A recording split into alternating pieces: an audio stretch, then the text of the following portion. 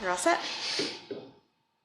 I'm Hannah Wally. I'm Sydney Manhattan. I'm Will Van Horsen. And I'm Nina Gutierrez. Depression has become a major problem in our society. Currently, there are about 10 times more people diagnosed with depression than in 1945, and this accounts for about 14.8 million Americans. The sale of antidepressants has also gone up about 400% since the 1980s. Having such a problem with depression led us to our question, which is to what extent are animals effective in the treatment of depression?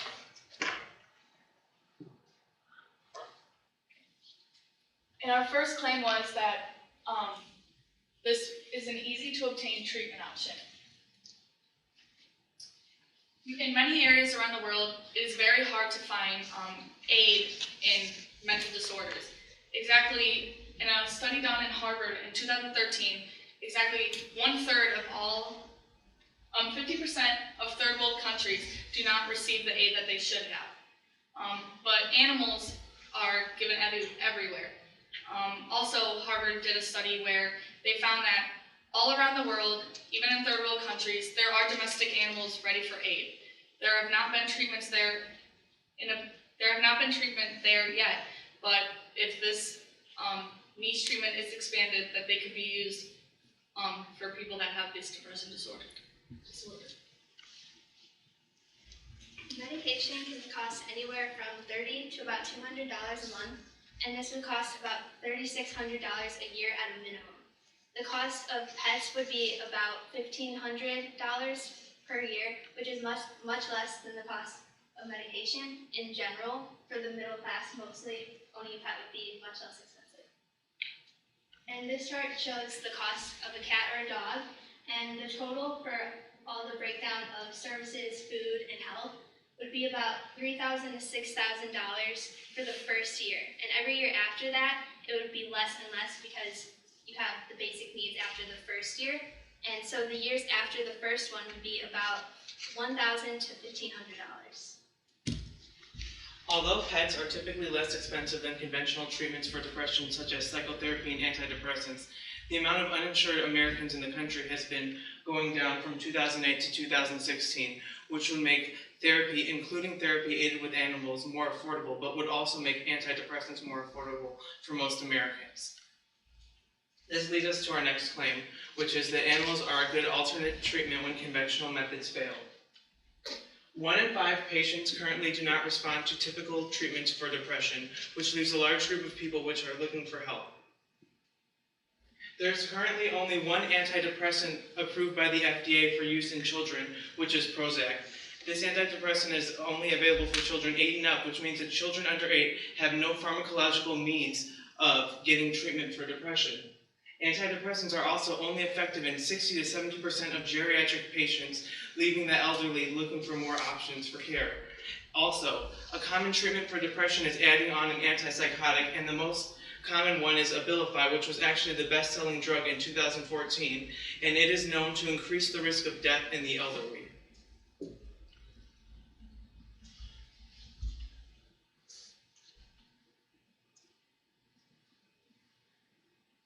Most patients spend about 12 weeks in treatment before they can get into remediation. So with the time that they would spend in the treatment, it could be much longer than 12 weeks. It just depends on the person.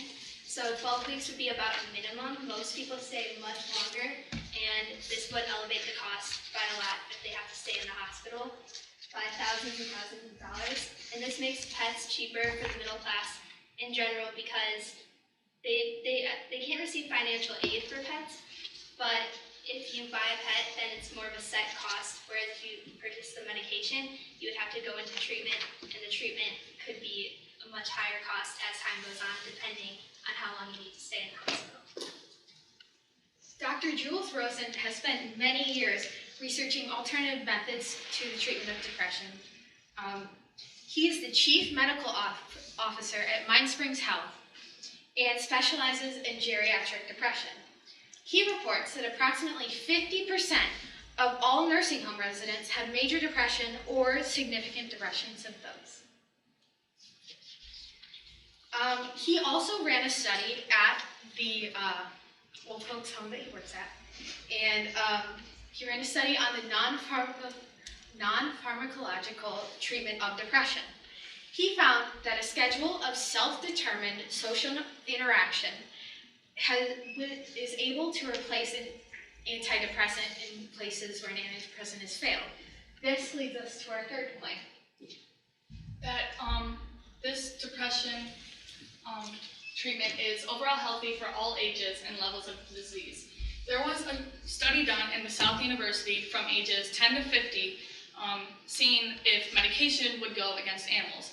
They took 3 case studies. One they gave a sugar pill to, which would be the placebo, one with their serotonin pill, and one with the activity with animals. They found out after a course of 4 weeks that the people that interacted with animals felt more love and they felt more of a human interaction, which is one of the symptoms that people feel when they're depressed. Once people are depressed, they feel that they are at a loss of love and they start quitting things that they love and they start keeping themselves away from people such as family and friends. And that is something that medication simply cannot compare to. Also, animals naturally eliminate most symptoms of depression. There was a girl, Kathleen Doodley, which is a clinical psychiatrist in Kansas, that she usually gives her depression patients routines, because when you're depressed, you usually can't seem to get out of bed and don't want to do anything else than just sit there. And so she gives them routines. With having an animal, you constantly have to feed them, care for them, take them for walks, get yourself outside, socialize, you can take them to the park. That is something that medication simply can't do. There is a simple routine with medication that taking it once or twice a day, but with that human interaction that individuals need, that is something medication cannot compare to.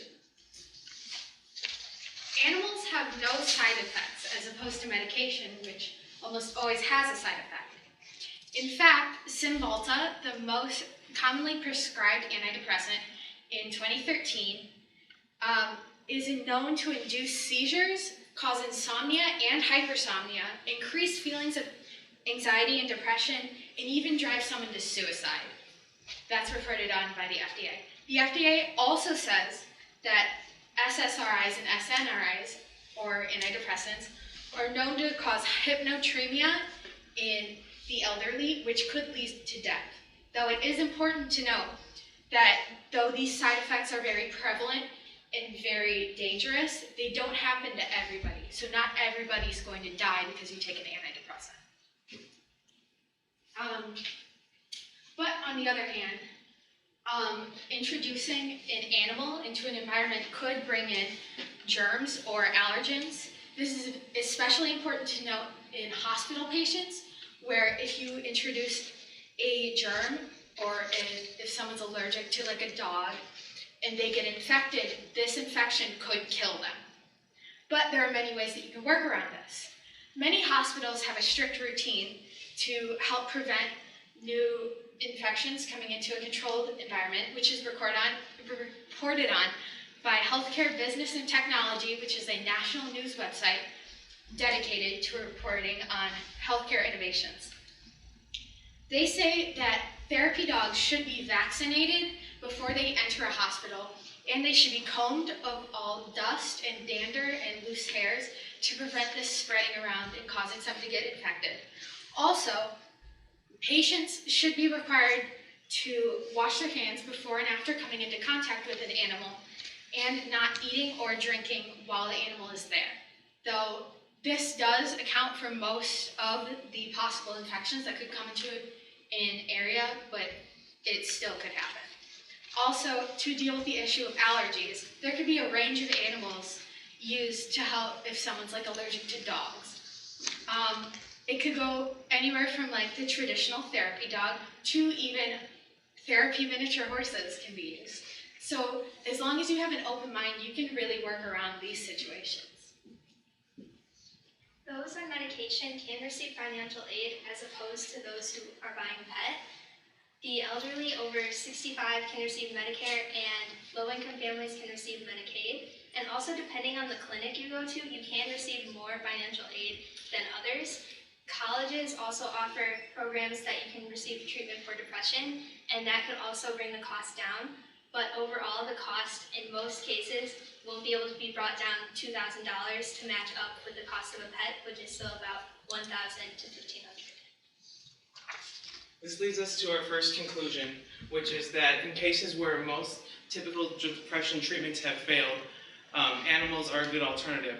This is because, like I said earlier, according to the National Institutes of Health, 20% of patients do not respond to typical depression treatments, and 30 to 40% of geriatric patients do not respond to current treatments. As well as the DVSA has reported that up to 50% of refusals of failure to comply with treatment is because people refuse, and animals are an option which people are much more likely to accept. Then we have our next conclusion, which is that in most cases of depression, animals are a good augmenting therapy. The bottom line is that we do have a wide range of treatments already available, and they do work in most people. Again, 80%, they do work. But animals are most effective in most cases when they are added with currently available treatment methods such as psychotherapy, antidepressants, antipsychotics, etc., etc.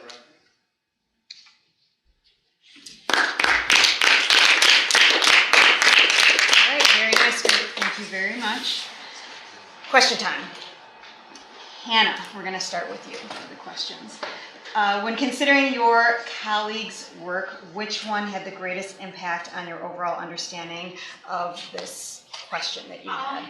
I would believe, I'd say that Will's, his contributions overall, like, improved our argument the best, because I know me and Sydney came to a very similar conclusion, which is that animals in the treatment of depression worked, and Nina's also backed this up, but she did have more of a counter argument, whereas Will, we had all come to the agreement like that they would work, and then Will came in with a fact saying that a lot of the times antidepressants on themselves just work, so you really don't need more, or not that you don't need, but there's less of a demand for a new form of therapy, and with his help we decided that it's not going to become a mainstream option, but it will become an option. Thank you.